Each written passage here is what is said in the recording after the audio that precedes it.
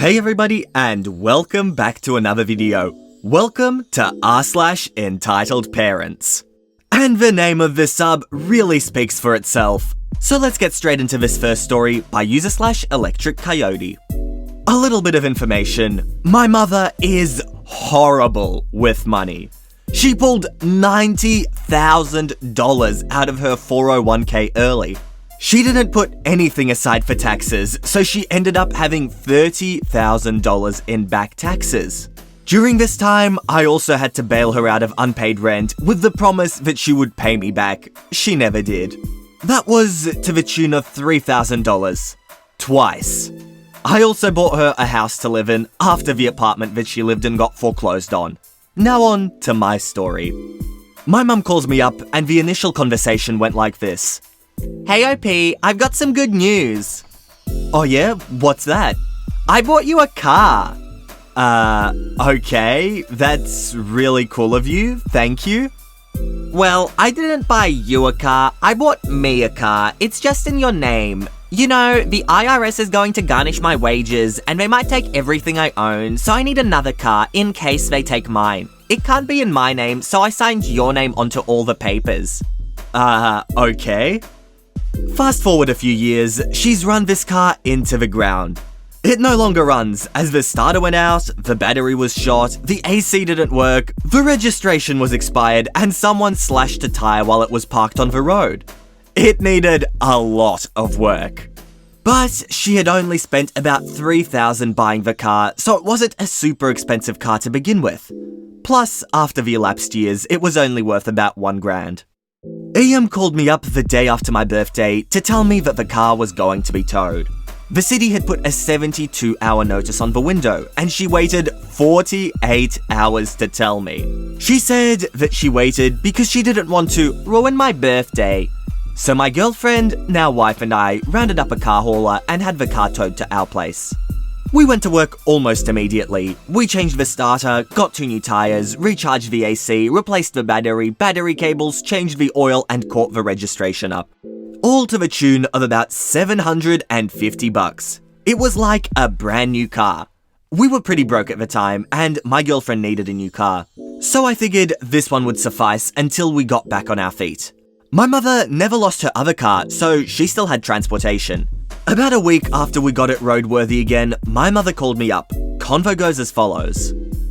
Did you get the car fixed? Yep. When do I get it back? We could really use another car, and we just spent $750 getting it going again. Well, now I want it back. You have another car that you can drive. If you want to pay us back for the work we did, we'll give you the car back. Otherwise, we're going to keep the car. Besides, you still owe me at least $6,000, so the way I see it, we can borrow the car. You can't do that! I bought that car and it's mine! Prove it! I'm going to sue you. I'll call the cops and tell them that you stole the car. My name is on the registration. My name is on the title. Go ahead and take me to court. Then you can tell the judge that you forged my name on all the documents. Because you were evading by hiding assets the IRS. Let's see how well that works out for you. F you, you're an effing butthole! She hung up on me. She didn't talk to me for a couple of months. I just enjoyed the silent treatment. You know what you could have done, OP? Is you could have called the police in the first place and just said someone had stolen your car and the police would have showed up on your mother's doorstep. Our next post is by user/DOCSNOOPY. So a bit of background, I'm a new law enforcement officer at my agency and it's my first month out on my own. It was near the end of my 12-hour shift and it was a busy day, lots of reports and calls, so my dispatch sends out a call to a local fast food Mexican place about a woman who was calling to have a cop show up. It wasn't in my area, but I was the closest unit, so I picked it up. Boy, did I regret it. I arrive on the scene and met everyone involved. The entitled mum, the innocent kid, and the manager. Hello mum, I'm OP, and you called to speak to a law enforcement. About time you show up. I demand that you arrest the manager of this place. Me, very confused. Okay, what did he do to you? He tried to poison my daughter and he won't give me a refund. How did he try to poison your daughter?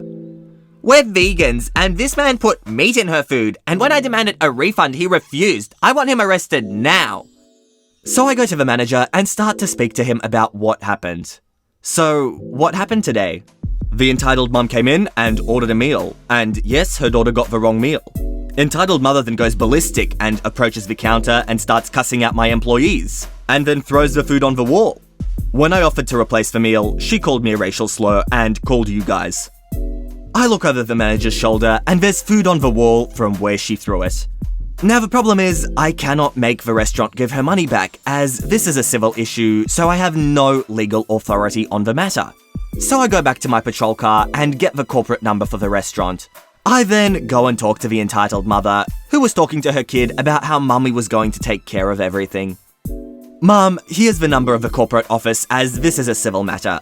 I have no legal authority to force a private business to do anything, and the manager did not commit any crime. What? Did your simply high school education brain not hear me? He tried to poison my daughter! Arrest him! I had to take a step back because at this point she was screaming in my face. The innocent kid buried her head in her arms as she was bright red. Mom, he mistakenly gave you the wrong order, attempted to fix it, and you refused to accept it. Your dietary preferences were violated, but there was no attempt to poison your daughter. I want to speak to your supervisor! At this point, I put out a call on the radio for my supervisor, but they were busy with a shift change. I look at the manager, who walked up to me with that "I'm tired of this lady" look on his face. I would very much like for this lady to leave. I can trespass her if you like. The manager smiles and says yes. My supervisor arrives on scene a little while later, and I explain what was happening and what the manager wanted. So my supervisor walks to the entitled mother and speaks to her. He comes back over to me holding back laughter. He told me that the entitled mother said that I was unprofessional, cussed at her, and called me a vegan bee, and asked for my information so that she can file a formal complaint against me. I guess EM didn't realize that the big black box in the center of my uniform was a body camera, and my supervisor knew me from our time together in the military, so he knew she was full of it. So the manager filled out the paperwork to have her trespassed from the property. My supervisor let me tell her. Mom, as I said before, this is a civil matter, but you have trespassed on this property, and you must leave or you'll be subject to arrest. I'm a tax-paying citizen of this county. That stupid racial slur is probably illegal. You should be arresting him. I'm going to have your badge for this. Now, what happens next is what makes the story crazy. Innocent kid who's been silent the whole time stands up and speaks. Mum, cut the You eat meat and we all know it. Just stop it. You're making it way worse than what it needs to be. All of us were in complete disbelief at what innocent kid said. And EM turned bright red and walked out of the restaurant, IK following her. The restaurant manager thanks us and I finally get to go home, after surviving my first encounter with a Karen. Good to know that this girl will not be the same as her mother. Our next post is by user/Hannah1204. This happened a few years ago. I'd taken in a pregnant stray that was clearly homeless. She birthed 3 cats that were stunning. Unfortunately, she passed away when her kittens were around 2 months old. We decided to keep all 3 kittens and did the usual vet checks, spaying, flea, ticks, worms, and of course, the microchip.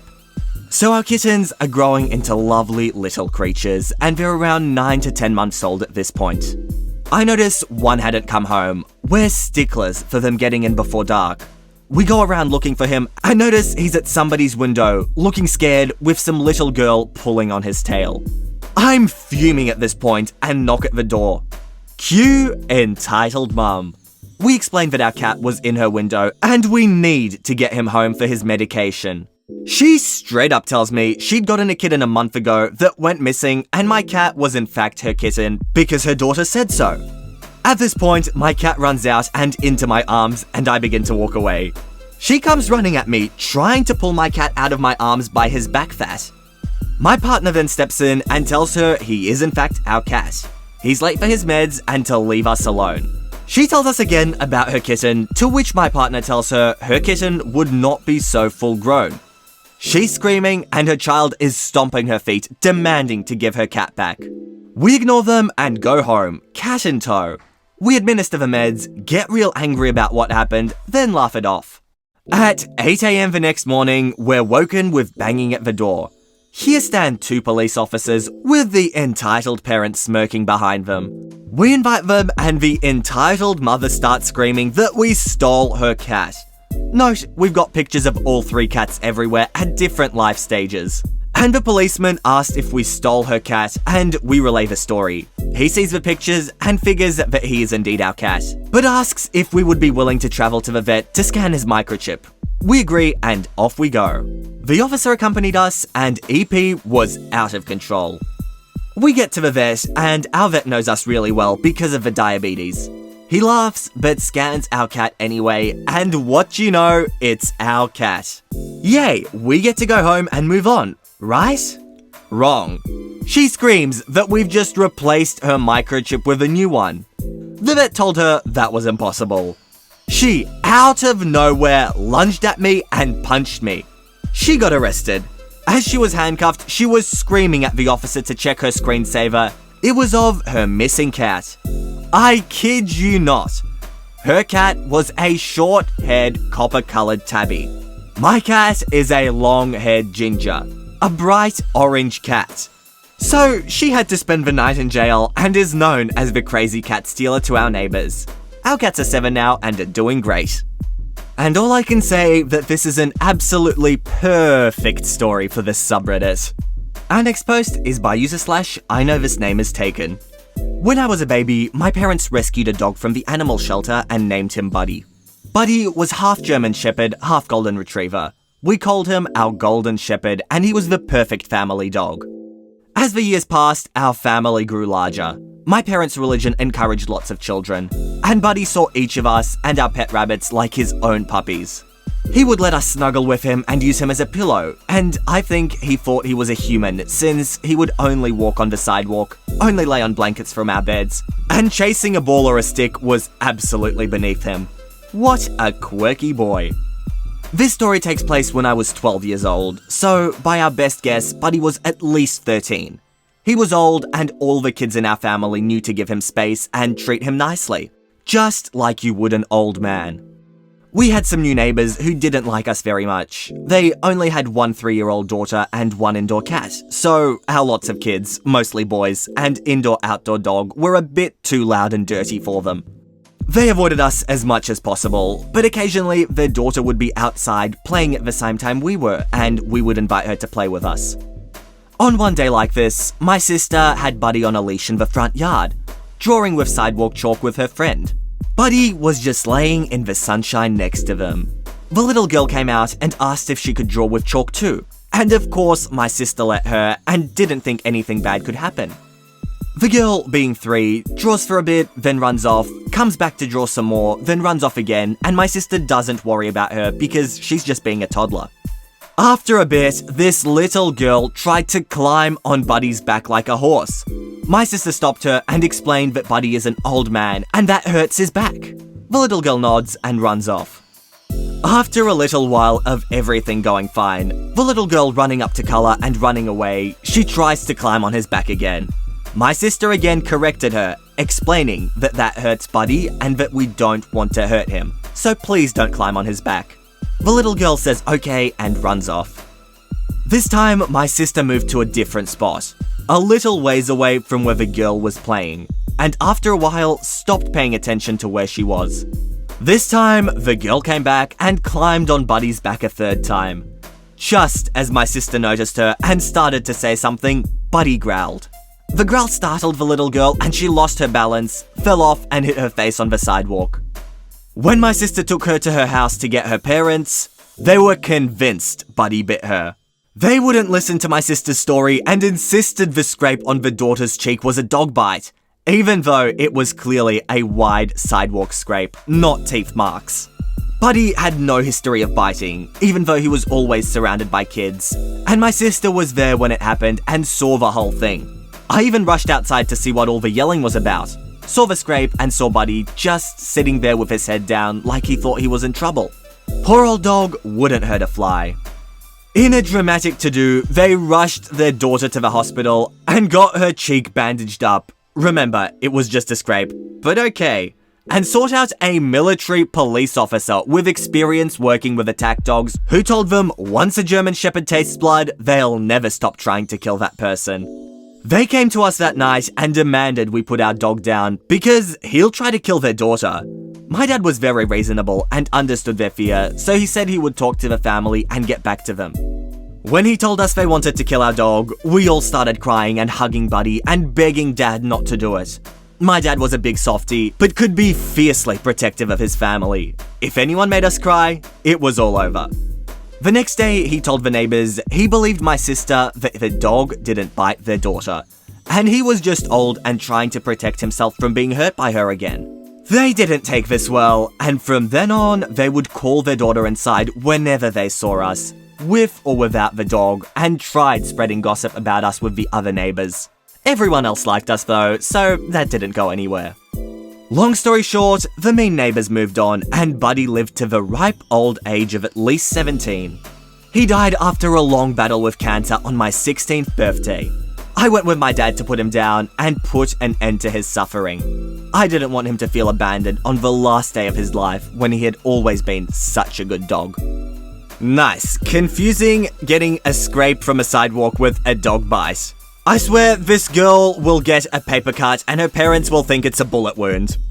Alright everyone, that's it from me for today. I hope you enjoyed this little video, and if you did, make sure to subscribe to the channel for Reddit videos every second day.